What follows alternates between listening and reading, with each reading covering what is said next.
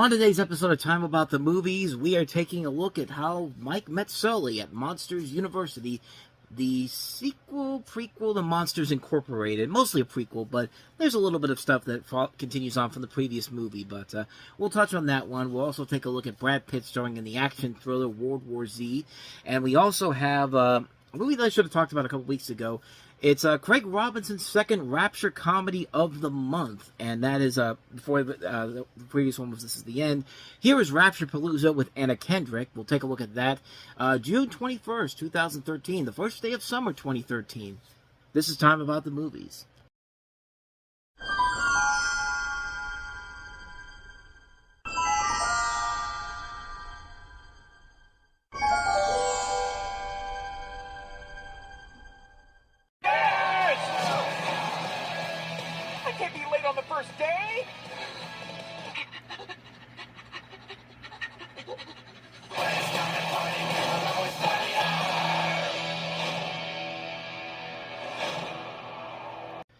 And welcome to Time About the Movies. Today we are taking a look at the three films that make up June 21st, 2013. And we start off with easily the biggest of the new releases, Monsters University from Disney and Pixar, who came off of the previous summer with previous couple summers with an underwhelming film in Cars 2, and then Brave the year before.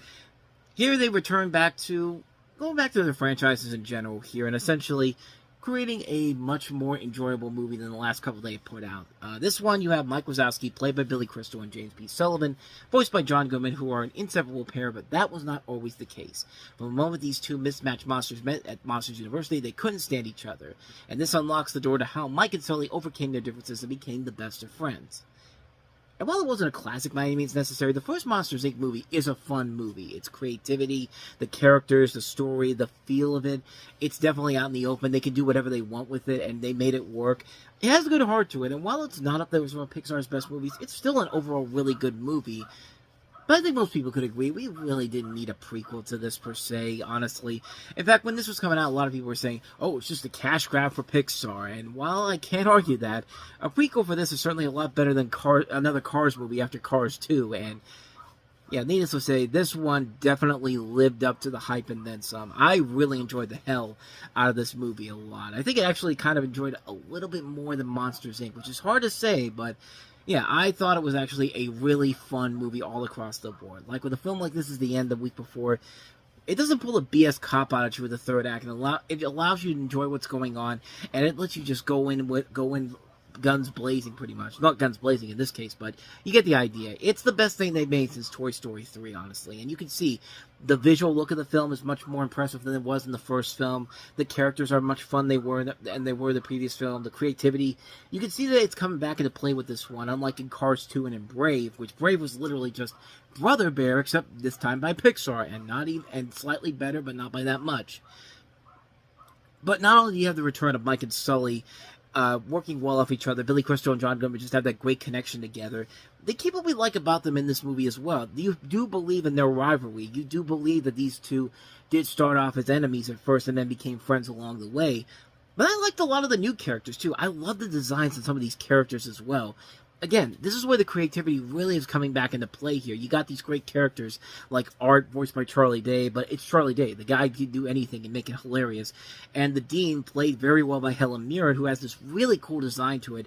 And Mirren just creates that great voice that fits that character perfectly as well. A lot of the other characters are memorable too, but those are the two that really stuck out with me the most. A lot of them are really good, and I do really like what they were able to do with them overall. Like I said, the visuals overall are really impressive. You could tell they've upped the ante on the visual aspects of the movies in general here, because in original Monsters, Inc., it looked like something kind of out of Toy Story in general, but this time you could definitely tell the technology has advanced in the 12 years since then, and you can definitely sense that there is much more effort into the creativity of it. From the designs of the colleges, the pavement designs are very funny, are very well, impressively put together too. I like the overall story of it. I like the fact that this is coming from a first-time writer and directing team, and it's a good directorial effort from the overall. In fact, if I remember correctly, I think the person who directed this just recently directed Elemental, if I'm not mistaken. Is this a Peter Sohn movie? No, it's not. It's Dan Scanlon. But Dan Scanlon also did, I think he did Onward, if I'm not mistaken. Watch, I'll get this wrong too. No, he did Onward. Onward was actually really good. It was a very underrated Pixar film that unfortunately just came out around the time of COVID, but that we'll save that for 2020. But this one overall really was enjoyable. I like the fact that there was a lot more heart to it than most people expected it to be. Like, Mike's whole dream is essentially to just come in and be a scarer right off the get-go, and he realizes at some point down the road, like, he's just not worthy of doing so. But that doesn't mean he's completely useless overall, and eventually that leads him into what him and Sully would do in Monsters Incorporated. There are a couple of things I will say that are kind of nitpicky things in general here. First off, there's way too stacked of a cast in this movie in terms of the name recognition, because as I mentioned, Billy Crystal, John Goodman, Charlie Day, Helen Mirren, but you also have Alfred Molina, Sean Hayes, Dave Foley, Aubrey Plaza, Tyler Levine, Nathan Fillion, John Krasinski, Bonnie Hunt, Bill Hader, Bobby Moynihan, Julia Sweeney, Beth Bears. I mean, there's a lot of names in here, and it literally felt like a movie where Pixar just called any big star they knew out there that would want to do this and just say, hey, come on in and do this. It does get a little bit distracting overall here. And not to say that it's bad per se, but because there were too many recognizable names out of it, you would think Pixar would be kind of above just casting all these big stars in general, which more recently they have been lesser than that, because we've had Elio, we had Elemental, those movies in general here. DreamWorks and 20th Century Fox can kind of get away with it because that's been kind of their norm since they started doing that with Ice Age and the Shrek films, but you kind of expect a little bit better with Pixar in general here. Hell, Fox did the same thing not too long ago with Epic, like casting these big stars, which really didn't feel necessary. Like, I always remember Steven Tyler as the Scroll Keeper, and it's just like, they could have just gone for a lesser-known actor, but no, we gotta go get the guy for Aerosmith just for shits and giggles.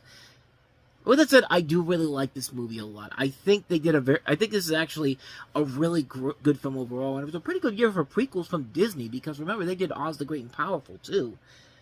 I really enjoy this movie a lot. I think it's very entertaining, a lot of good characters, a lot of good story, good laughs, impressive visuals. You can see the juices coming back into play in the creative aspect for Pixar here that was missing in Cars 2 and Brave. And this definitely is a movie that I highly recommend checking out. If you love Monsters, Inc., you're going to love the hell out of Monsters University. I like it a little bit better than Monsters, Inc., which I know is somewhat be blasphemous by some people, but hey, it made a great film overall, and it shows that, hey, Pixar is back and doing just as well as they've ever been, at least for now. But we'll see as we go along here. But with all that said, let's go ahead and get on to the other big blockbuster release this weekend, and that is Brad Pitt in World War Z. How do we know they're coming? They're coming.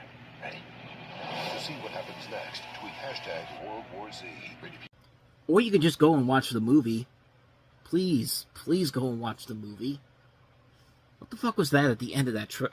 But this is, of course, World War Z. This is, of course, based off of the Max Landis book of the same name, which is sort of like that, but I'll touch on that just a little bit here. But in the movie, you have a former United Nations investigator played by Brad Pitt, who him and his family seems content with their life, but then the world is plagued by a mysterious infection turning whole human populations into rampaging, mindless zombies. After barely escaping the chaos, Lane is persuaded to go on a mission to investigate the disease. What follows is a perilous trek around the world where Lane must brave horrific dangers and long odds to find answers before human civilization falls. Now here's the kicker here. This is not based off of the Max Landis book, and that was one of the big things that I remember when the trailers were coming out for this, because you have a book with a lot of great material to it that screams out a really good movie, but the writers decided to just take the title and just go with an original story. Now, it doesn't hurt the overall feel of the movie, but I'll tell you, the marketing for the film overall was pretty rough. The trailers looked pretty bad all across the board, and yeah, the CG zombies, it's fun. It sounds like a cool aspect overall, but once you see it in the movie, it just looks ridiculous. I mean, the scene where they're putting a pyramid together to go over this wall, like, that should be badass, but it looks incredibly stupid. It looks really, really stupid overall. And those are major flaws that I have with the story. I'll just spill those right away. Brad Pitt's family is really annoying in this. I'm not going to be harsh on the kids because it's probably their first acting jobs overall, but I really don't like Morel Enos, who is from The Killing. It was a show on AMC, and everyone, this was back when AMC was the hot shit to go to for original shows like Breaking Bad and Mad Men.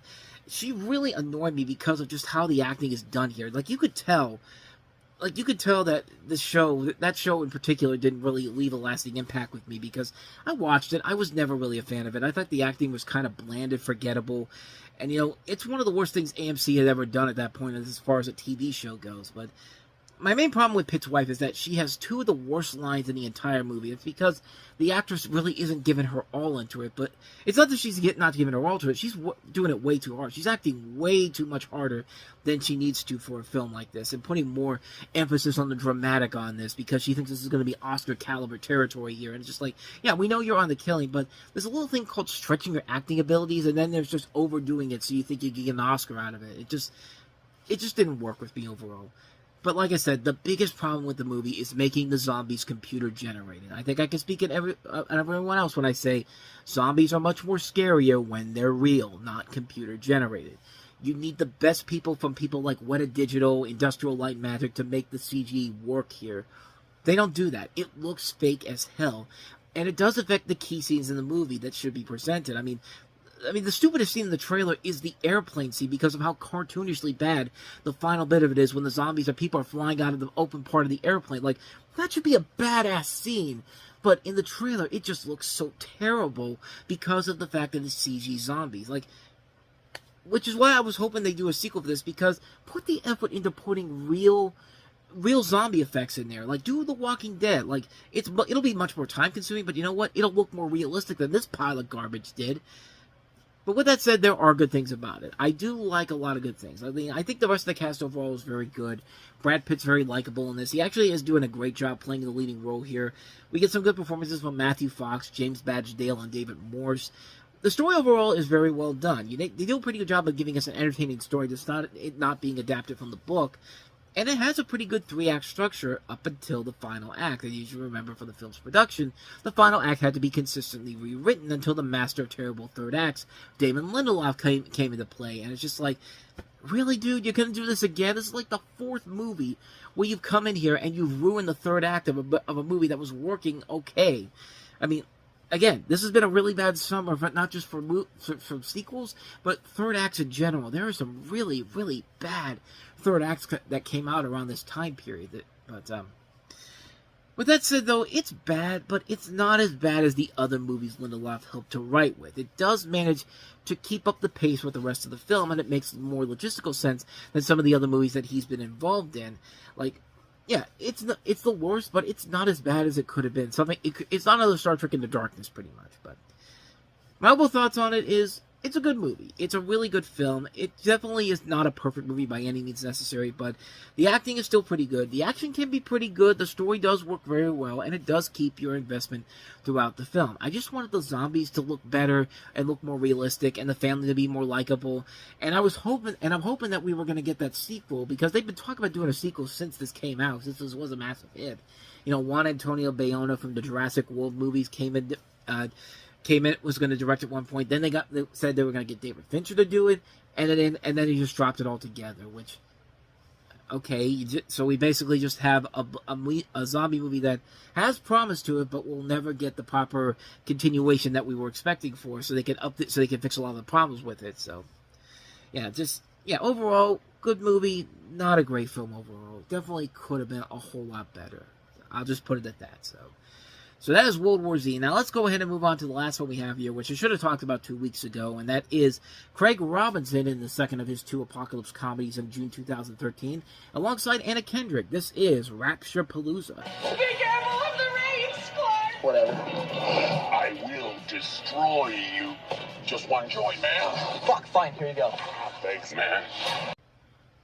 I mean, the trailer does have a lot of good funny aspects to it, like the fact that everything in this world is a kind of an asshole. The bugs, the crows, the zombies. Like, that's a fun concept overall. Concept, however, doesn't equate to a good movie if the script isn't great either. But you have 2 teams played by Anna Kendrick and John Francis Daly who battled their way through a religious apocalypse on a mission to defeat the Antichrist, played by Craig Robinson. And right off the bat, you can tell it's kind of ripping off This Is the End. And sure enough, like I said, This Is the End was in theaters around that time. But unlike most rip-off movies, this is not released by the Asylum and actually got decent reviews. So, I mean, I watched it. I got it at a Walmart when it was on sale and when it came out, and it's all right. It's not a great movie. It is certainly not as bad as This Is the End. It's not as much of a ripoff as This Is the End as you might think. It's not celebrities getting stuck in the middle of the apocalypse. It's a much different story altogether. I think what helps it is the script by Chris Matheson, who wrote Bill and Ted's Excellent Adventure. It does a good job of making us like these characters overall. You like Kendrick and Daly as this couple, but you also want to see them succeed in trying to survive, and you like the assholery of Craig Robinson's Antichrist character. There's a lot of good people in here. Rob Corddry, John Michael Higgins, Anna Gasteyer, Thomas Lennon, Ken Jeong, Rob Hubble. And it's only about 85 minutes long, so it's paced enough where it never feels like it's wasting your time. It's giving you exactly what you want for here. The comedy mostly comes from the small little things there. We saw a little bit from there, a little bit from the trailer there. The human characters, the birds talking shit to the human characters, raining blood. There's a great character where Francis Daly shoots down Jesus on a horse. Like, not all the jokes work, but there's a couple in here that do overall make me laugh pretty hard. It's all those smaller ones here and there. And there really isn't any big laugh-out-loud moments in there, but it does get some of those little jokes that, that do work overall. The special effects are not that great, but you can tell it's a much smaller movie compared to This Is the End. But, yeah, overall, it's an okay movie. It's not a great movie by any means necessary. Like, in a summer where we had apocalyptic comedies like This Is the End, and then later we'll have The World's End, yeah, this one's not even going to compete for that. It's not anywhere close to that. But for a direct-to-video movie, a direct-to-DVD movie on the same veins as something like Gary the Tennis Coach or Happy Thank You More Please, which is how I saw them, direct-to-DVD, but you might actually find a lot to admire about it. There is good things about it. Nothing too spectacular, nothing too amazing, but it's a good movie overall. Not great, not bad, just good. So that's my thoughts on Rapture Palooza. If it comes on cable anytime soon or is available to rent, I think definitely check it out. And thus, with all that said, we wrap up another episode of Time About the Movies. After a couple of good weeks of good movies, of course, we're going to end the month off with a week of not-so-great movies. And this is going to be another one of those ones that I know a lot of people will hate me for saying this, but I really didn't like The Heat back then, and I'll tell you, I don't like it now. Sandra Bullock, Melissa McCarthy starring in this, directed by Paul Feig. It was a big hit when it came out, but I was one of the few people that did not like it back then. I still don't remember liking it nowadays, but who knows? Maybe my thoughts have changed on it. Maybe I'm just over-exaggerating here. I'll watch it and I'll tell you my thoughts on it tomorrow. But I can tell you one movie that has not gotten better in the years since then. The second of the Die Hard and the White House movies, White House Down with Channing Tatum and Jamie Foxx, directed by Roland Emmerich. Which should already tell you that that's not a good sign if Roland Emmerich's directing a movie like this. So we'll take a look at those two movies to wrap June up tomorrow on the show, so stay tuned for that. With all that said, though, thank you so much for watching this. I hope you enjoyed it. If you did, please go ahead and do me the honors of hitting the like button, the subscribe button, and the notification button. Also, don't forget to check out our playlist, and don't forget to check out the previous episode we did. With all that said, whether it's in the past, the present, or the future, I will see you at the movies. Take care.